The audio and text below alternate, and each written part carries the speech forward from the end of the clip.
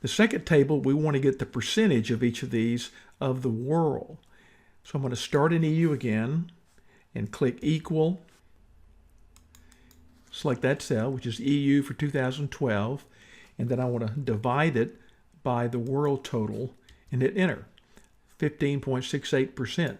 Of course, if I start dragging this, as we saw with the table up here, those relative references will just start moving out of the way. So we need to lock it down.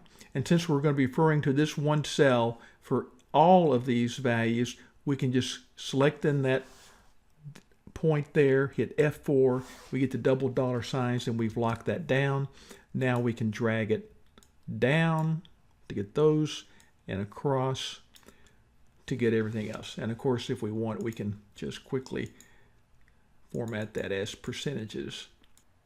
On this last table, we want to get the percent that 2012 in EU in this example is of EU's total for 2 years. So we need to use a slightly different approach. I'm going to click in that cell, click equal, and then I want to click in the 2012 review, divide, and I want to divide by the total. And of course that gives me a good formula for that cell.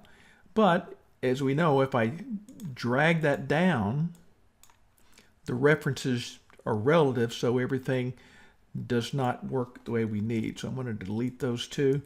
What we need to do in order to make this efficient so we can drag it is to allow us to copy it across columns. So the B in the bottom needs to be able to be relative, but we want to stay in that 6th row when I copy down. So let's go back and we'll click F4 again to put the double dollar signs, but we want to free up the column and just lock the row. So I'm going to lock that down. Now I can copy this down, and it works for everything in EU, and I can copy it across, and it works everything across the world. And of course we'll make those percents, and that's how to use absolute and relative references for this table.